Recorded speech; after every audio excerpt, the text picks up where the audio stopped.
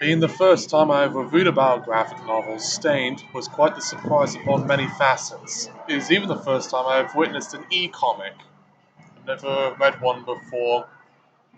I have not read very many graphic novels, but I would say my favorite one remains Watchmen. But we're not going to talk about Watchmen at this instance. Instead, when it comes to reading the first issue of Stained, which is a comic that was sent to me by someone who I knew, who is the husband of someone who was at a school I used to attend, it makes you feel like you're taking a journey reading manga and not of the cliche deja vu kind.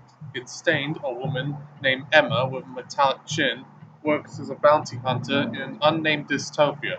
In the first issue, which will come out in May, we see Emma collecting two more suspects for which she can collect the rewards, which are presented in this graphic novel series of 5 issues as credits instead of liquid cash.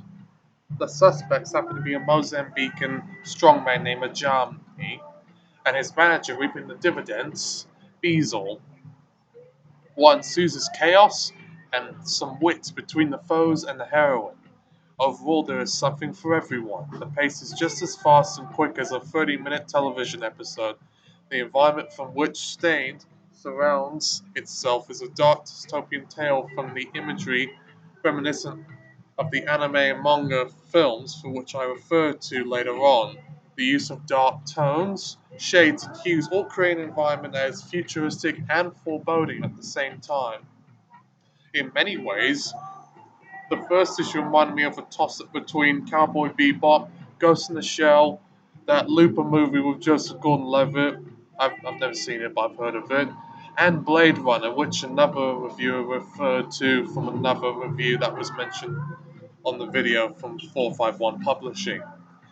It has an independent feel to the narrative, and even with the many science fiction elements in play, plenty of people can relate to this story of a workaholic, somewhat frustrated individual who's just trying to work hard enough to earn enough money to pay the rent and the bills and the food on the table. The human factor helps to make it a little less alienating, is how I would describe it the most.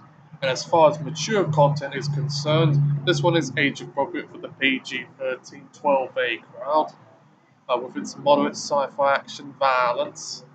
Nothing in the way of graphic blood and gore, sex scenes, or drug use or nudity. Nothing that would really make a parent want to confiscate a copy of this ebook, which I don't even know if that's even possible.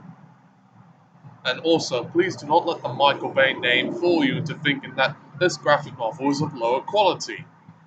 The person himself, Michael Bay, he was behind the company of 451 Publishing, not the one behind writing the actual story. That was someone named David Barron, who also worked on Green Arrow Year One and Batman The Black Mirror.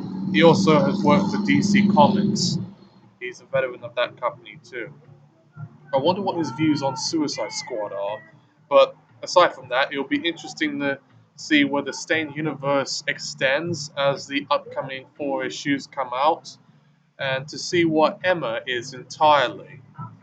But you'll have to read the first issue to know what I'm referring to by entirely.